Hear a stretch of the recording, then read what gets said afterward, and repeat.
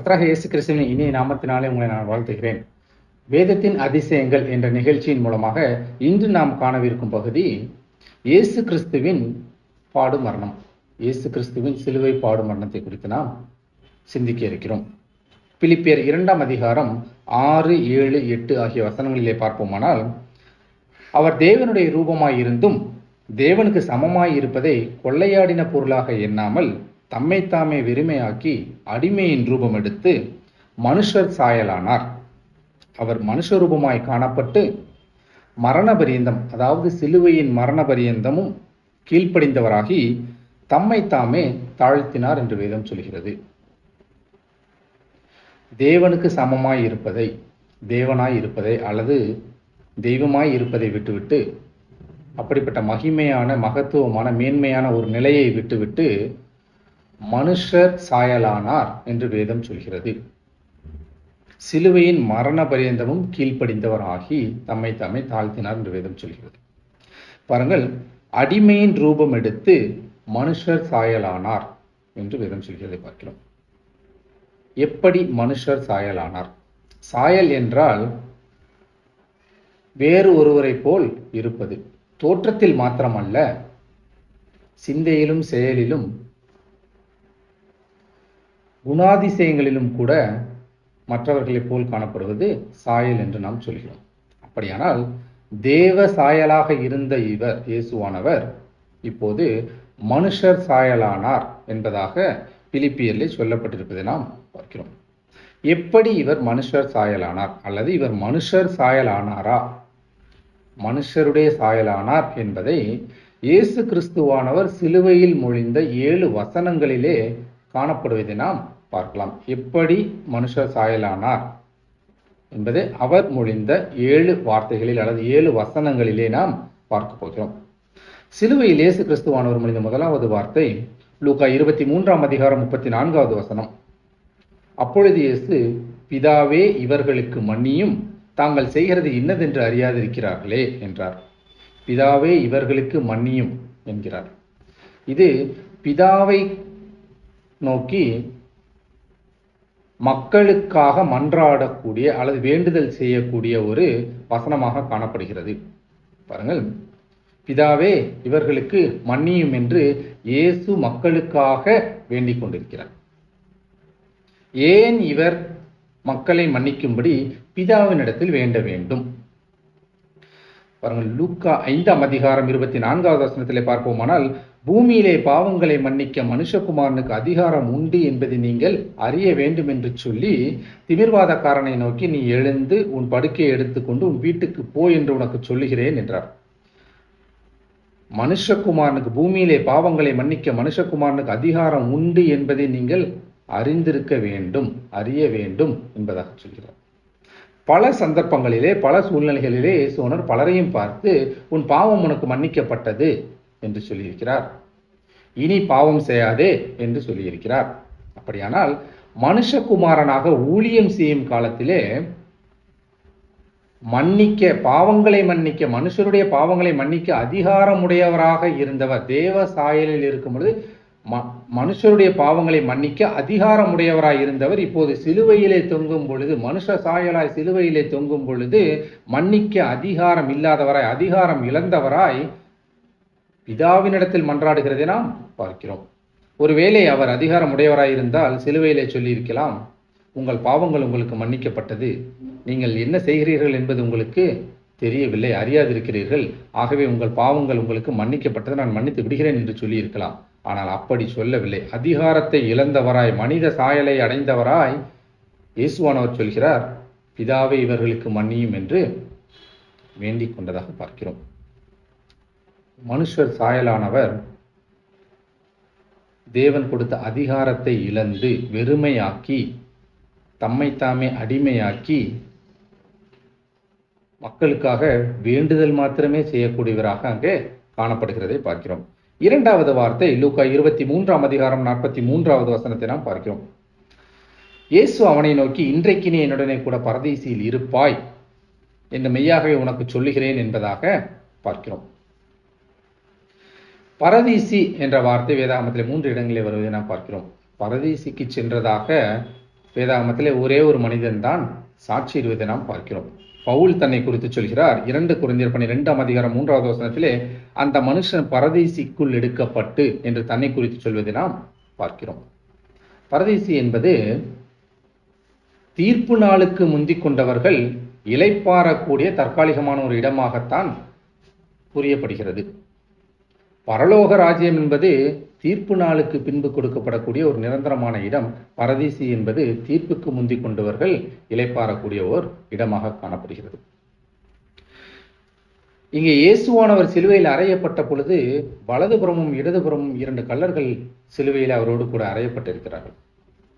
அதில் ஒரு கள்ளன் கேட்கிறான், நீர் உம்முடைய ராஜ்யத்தில் வரும்பொழுது என்னை நினைத்தருள வேண்டும் என்று. அப்படி அவன் கேட்பதற்கு மறு உத்தரவு கொடுப்பதாகத்தான் இந்த வசனம் அமைகிறது. இன்றைக்கு நீ என்னுடனே கூட பரதீசியில் இருப்பாய் என்று. மனுஷகுமாரனாக இருந்தபொழுது ஊழியம் செய்து கொண்டிருந்தாரே, அப்பொழுது எங்குமே பரதீசி என்ற வார்த்தையை பயன்படுத்தாதவர் மனுஷ சாயலாக காணப்படும் பொழுது சிலுவையிலே பரதீசி என்ற வார்த்தையை பயன்படுத்துவதை நாம் பார்க்கிறோம்.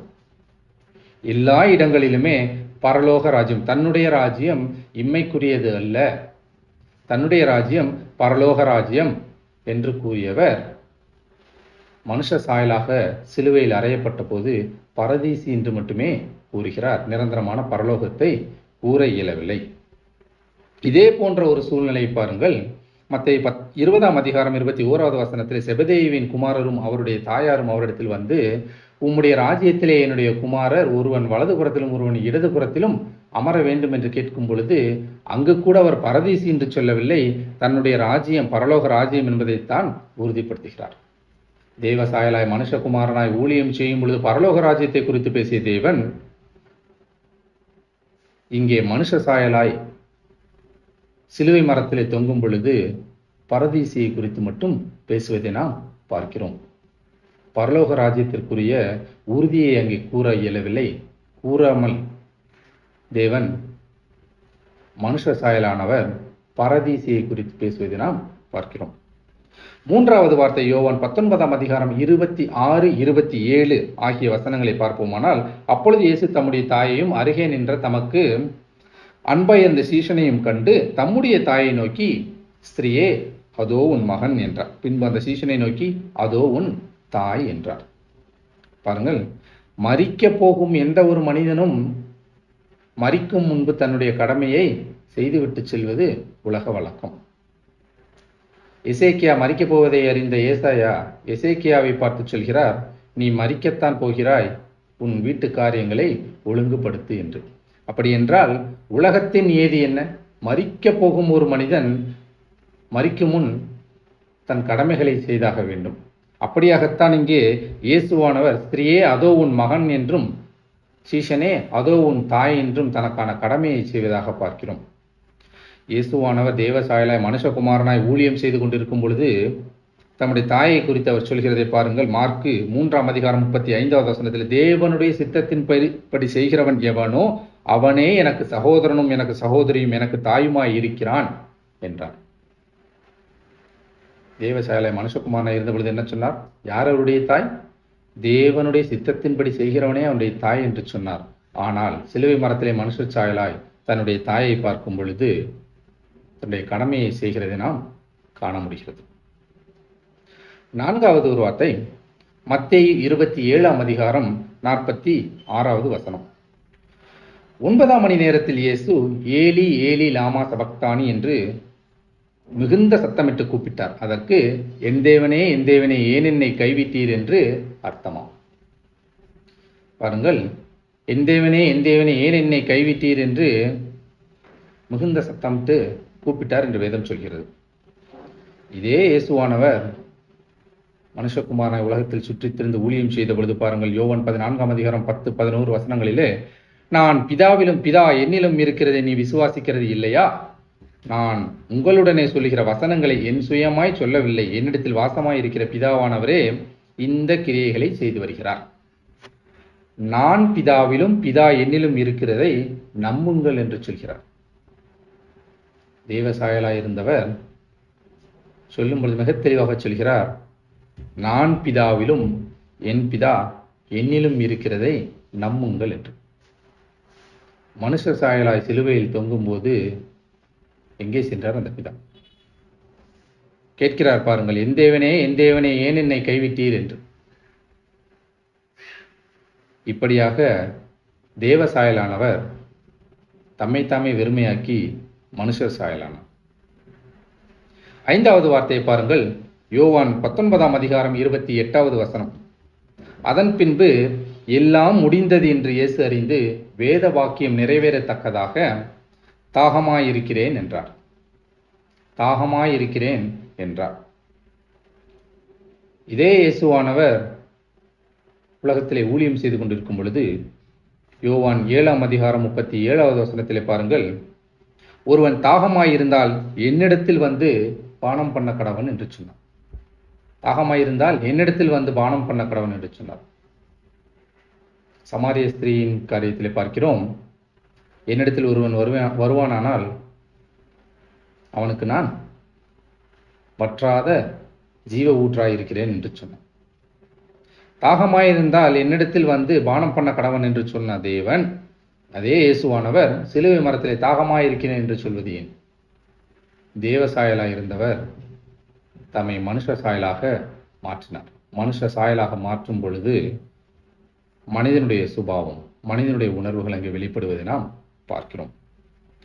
6வது வார்த்தை யோவான் 19ஆம் அதிகாரம் 30வது வசனத்திலே பார்ப்போமானால், இயேசு காடியை வாங்கின பின்பு முடிந்தது என்று சொல்லி தலையை சாய்த்து ஆவியை ஒப்பு கொடுத்தார் என்று வேதம் சொல்கிறது.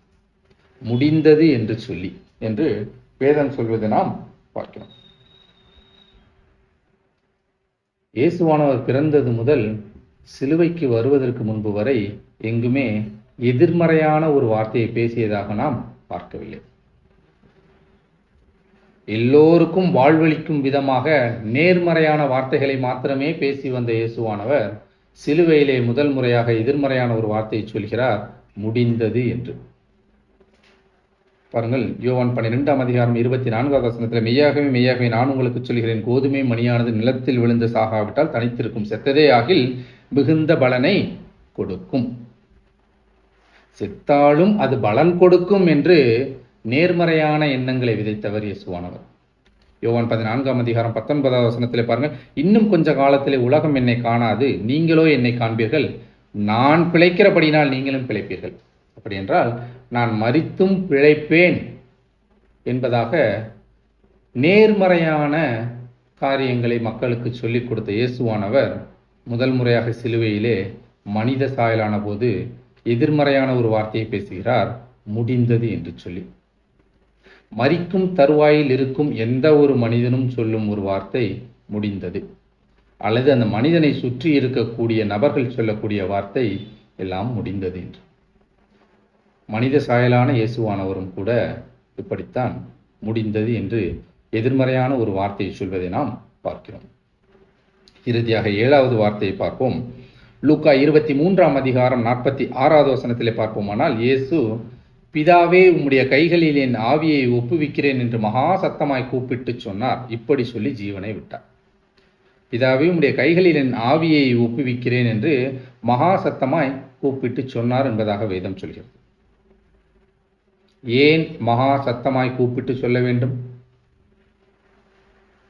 இதே இயேசுவானவர் சொல்லியிருக்கிறார் மத்தேயு 6ஆம் அதிகாரம் 8வது வசனத்திலே, உங்கள் பிதாவை நோக்கி நீங்கள் வேண்டிக் கொள்கிறதற்கு முன்னமே உங்களுக்கு இன்னது தேவை என்று அவர் அறிந்திருக்கிறார். அவரை நோக்கி, பிதாவை நோக்கி நீங்கள் வேண்டிக் கொள்வதற்கு முன்னமே உங்களுக்கு என்னது வேண்டும் என்று அவர் அறிந்திருக்கிறதாக சொல்கிறார். அதே இயேசுவானவர் சொல்கிறார் மத்தேயு 26ஆம் அதிகாரம் 53 மற்றும் 54 வசனங்களிலே பார்ப்போமானால், நான் இப்பொழுது என் பிதாவை வேண்டிக் கொண்டால் அவர் 12 லேகியோனுக்கு அதிகமான தூதரை என்னிடத்தில் அனுப்ப மாட்டார் என்று நினைக்கிறாயா? அப்படி செய்வேனானால் இவ்விதமாய் சம்பவிக்க வேண்டும் என்று எழுதிய வேத வாக்கியங்கள் எப்படி நிறைவேறும் என்பதாக அங்கே கேட்கிறார். வேண்டிக் கொள்வதற்கு முன்பே பிதாவுக்கு தெரியும் என்று சொன்னவர், நான் வேண்டிக் கொண்டால் நான் வேண்டிக் கொள்வதற்கும் அதிகமாகவே செய்யக்கூடும் என்று சொன்னவர், இப்போது ஏன் பிதாவை பார்த்து மகா சத்தமாய் கூப்பிட்டு சொன்னார்? தேவ சாயலா இருந்தவர் மனித சாயலானார். நமக்கும் கூட சில நேரங்களிலே தேவன் எங்கே இருக்கிறார் கேட்கிறாரா இல்லையா? என்ற ஒரு சந்தேகம் வரக்கூடும். நம்பிக்கையற்ற நிலை வரக்கூடும்.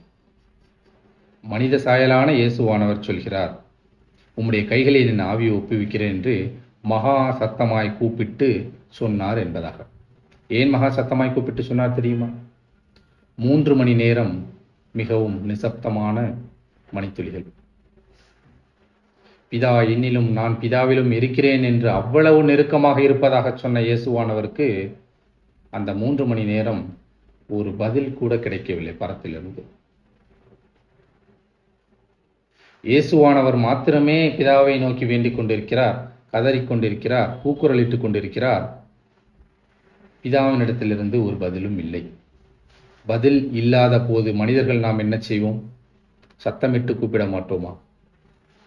மனுஷர் சாயலான இயேசுவானவர் மகா சத்தமிட்டு பிதாவை நோக்கி கூப்பிட்டு தன் ஜீவனை விட்டார் என்பதாக வேதம் சொல்கிறது. இப்படியாகத்தான் தேவ சாயலானவர் மனுஷர் சாயலானார். எல்லாவற்றிற்கும் மேலாக அவர் சிலுவையில் மரிக்கும் பொழுது ஒரு மனிதனாகத்தான் இருந்தார். பாவிகளான மனுஷர்களை ரட்சிக்கும்படியாக பாவமற்ற ஒரு மனிதன் அங்கே பலியாக வேண்டும் என்பது தீர்க்க தரிசனம்.